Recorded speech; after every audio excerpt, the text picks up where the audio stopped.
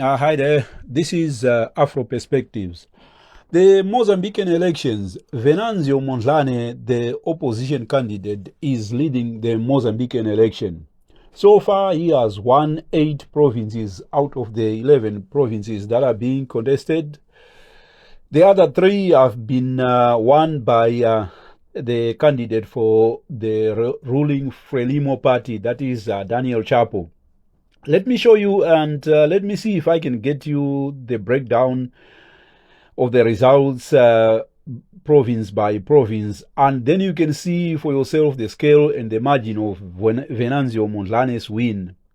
But before we get down to the graphs and the pie charts, I have to give a big thank you for following this channel. We are only a small channel and your support is all that makes the difference. It is all that makes everything possible. Our goal is modest, and please support us by subscribing so we can get to 1,000 subscribers.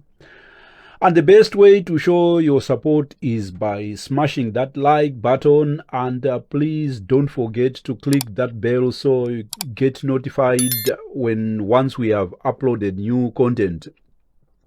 I'll start with Cabo Delgado province. Yes, Cabo Delgado province, the most northerly of all Mozambican provinces, just on the border with Tanzania. In Cabo Delgado province, Venancio Mondlane has won 53.9% compared to Daniel Chapo, who has got 36.7% and is in second place. And then you have Manica province, and Mondlane is leading as well with 65.1%, and Daniel Chapo is in second place with 28.1%. And then in Maputo, Maputo is a special case. It is divided into 2 provinces for purposes of conducting elections. The city proper itself is a province in its own right, and then the surrounding areas, it's another electoral voting area. So in Maputo city proper, Maputo metropolitan area, Venancio Mondlane is leading 69.98%, and then Daniel Chapo is in second place with 25.42%. And then in the province of Maputo, that is the area surrounding Maputo, Mondlane is leading 61.51%. And as you can see from the screen there, Chapo is on second place with 32.8%. Then in the province of Nampula, near the center of the country, we have got Venancio Mondlane leading 54.15%. And then Daniel Chapo, the Frelimo candidate, is on 36.8%. And in Tete province, Venancio Mondlane is leading 50.46%, while Chapo is trailing in second place with 41.11%. And then we have Sofala province, and that is where Mondlane is leading 57.76%, and Chapo is again in second place with 34.561%. Then the 8th province which Mondlane has won is Zambezia. He has got 57.89%, and Chapo is again in second place with 36.114%. And let me see if I can get you the other candidates. The other candidates that are fighting for 3rd and 4th place respectively. Let me see if I can get you them for you. Yes, the other candidates, there is Lutero Simango of the Movement for a Democratic Mozambique, MDM, and he is jostling for 3rd or 4th place with Osufo Momade. Osufo Momade is the leader of the Renamo party, and Renamo is the official opposition. It has 66 in the National Assembly, and then Momade, surprisingly, is not doing very well. The youth who comprise most of the voters regard him as part of the old guard, and So back to the results of the election, and let me see if I can get you the results where Chapo is leading. Let me see. So yeah, so Daniel Chapo is leading in Gaza province. He's got 54.9%, and Venancio Mondlane is in second place with 37.13%, and that is in the Gaza province. And then you have got Inyambane province, where Daniel Chapo is leading with 48%, while Venancio Mondlane is in second place with 38.85%. And then in Nyasa province, right next to Malawi, Daniel Chapo is leading 49.9%, and Venancio Mondlane is in second place with 40.72%. So that's the breakdown for all the 11 provinces. And then before we go to the results at the national level, let's talk about the election. What's at stake? So this election is significant in that this is the first election where the old guard, those who fought in Mozambique's War of Independence from 1964 to 1975, the people who came to power with Samora Machel, and those who have been with the ruling party from 1975 till about at this point in time, they are retiring. They're going into retirement, and most of all, it's Felipe Nyusi, the president, who is given over the baton to Daniel Chapo for the ruling party. So this election is significant in that it's actually a change of guard from one generation to the other. It signifies those who have been preoccupied with liberation era politics, and out of a total population of Mozambique, there are about 17 million registered voters out of a population. Let me see, it's about 33 million people in Mozambique. So yes, so the issues at stake that are dominating this election, it is the issue of corruption. There have been scandals associated with Frelimo. In 2013 to 2016, politicians from Frelimo accepted bribes from fishing companies in exchange for those companies accessing loans that were subsidized by the government. Some top politicians went to jail. Although it's nearly 10 years ago, the scandal is still dominating the political landscape. Yeah, and yes, so the issues at stake and those issues that are dominating this election, then there is also the war in Cabo Delgado province. The French company Total has been prospecting for gas and has some installations in the province. It's actually extracting gas in Cabo Delgado province as we speak right now. It has been doing so since 2010.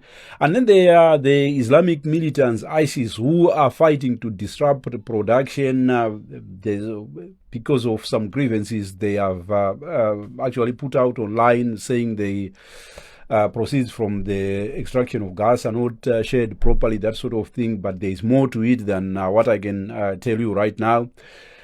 So the Total, the French company, had to stop production sometime in 2023 because of the war, and the war is actually disrupting the activities for the extraction of gas and life in the province itself. So all four candidates, they are competing to show who can actually stop the war, who can put a stop to the war. And most of them, they are coming up with promises on how they are going to end the war, that sort of thing. And then I think for most of the Mozambique's population, they are young anyway. Most of them are below the age of 25 and they are struggling to get jobs.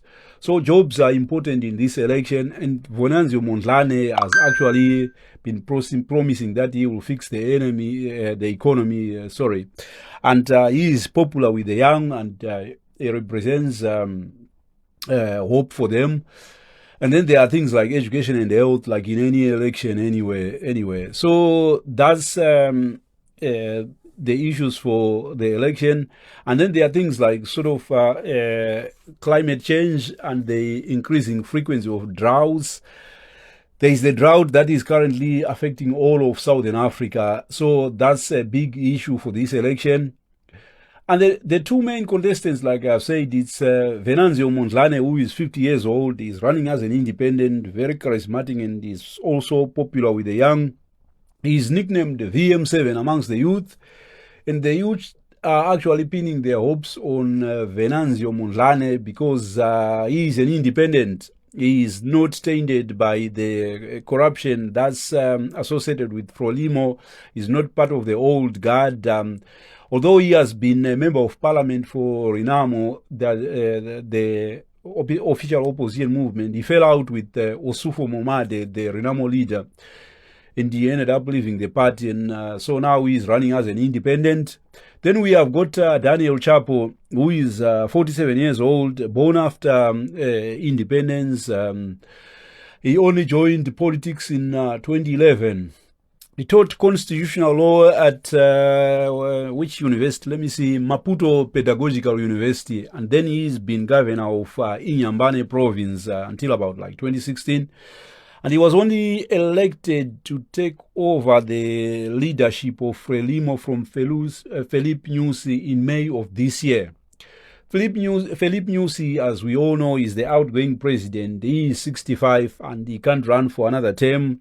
I will explain the significance and that later on in terms of the dynamics of how elections are conducted in the SADC region itself, especially with regards to a place like Zimbabwe. So yeah. So Felipe Nyusi, I'm going back to Felipe Nyusi, is constitutionally barred from running for a third term, so he's passed the baton to Daniel Chapo. So these are the two main candidates, and the other candidate is Lutero Simango. Simango represents the Mozambique Democratic Movement, MDM. That's his party. He is in there as well. And then there is Osufo Momade, like I've said. He represents Renamo, the former rebel movement. And so this is the election. These are the main participants. And let me see if I can now get back to the figures at the national level. Like I'm showing on the screen there, the figures for the national level, the yellow there is for Venancio Mondlane. He is leading with 53% of the vote at the national level, and that is of the votes that have been counted so far. And there in the red, that's Daniel Chapo, the Frelimo candidate, and he is on 39%. And then we have got Osufo Momade for Renamo, and he's on 5%. And Lutero Simango is on 3%. So that's where we are. So Venancio Mondlane is leading, and there is no way he is going to slip up on this one. This is a win, a victory for him, and this is significant in a lot of respects. Like I've said, for the people of Mozambique themselves, it represents a change of guard. A generational change from one generation, from the generation that fought for the independence of Mozambique with people like Samora Machel, Armando Guebuza, Alberto Chisano, Marcelino dos Santos, those old school politicians from the independence era.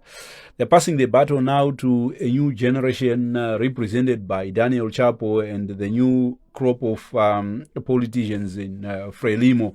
And that's not a simple thing. We, as we saw in places like Zimbabwe, where we have people in their 70s, 80s, they don't want actually to groom or they are not making efforts to bring in new blood into the old liberation movements. They are hogging the limelight. They're just there. They're not doing anything except looting and plundering the public coffers. So that's how significant this is.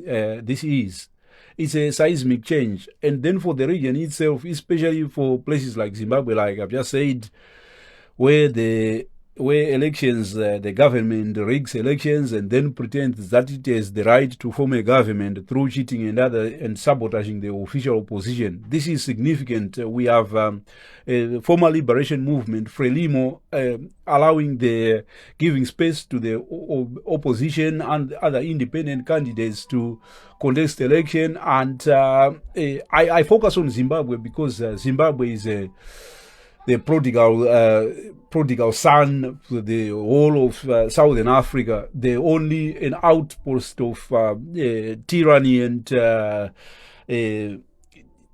dictatorial tendencies in a sea of democracies. Yeah. So Venancio Mondlane is showing the way. It's his party has been doing a parallel voter tallying process, and he has election agents in each and every polling station, and they have been counting these results. They have been tallying them up, like I've said, and it shows to the whole world how Mondlane has been performing at each and every polling station. In case there is a dispute, because, ruling parties, anyway, they would never let go of power without a fight. So the National Electoral Commission of Mozambique has not actually confirmed what the results are. It is going to to announce the results in 15 days. So these results are the provisional results. I got them from Venancio Mondlane's own web page. His polling agents have been there in each and every polling station carrying out a parallel vote counting process. So this is how things are done. And this is a teaching moment for the blue movement in Zimbabwe. And Nelson Chamisa, this is what we would expect. Having election agents, you tally up your own votes and you make everything you make everything available to the rest of the world. You publish everything. The whole world knows how the opposition candidate is performing. Because, like the opposition candidate, you're not backed up by the state machinery. You are there on your own and waiting for those officers in the Zimbabwe Electoral Commission, Chigumba and company, those people who are card-carrying members of ZANU-PF.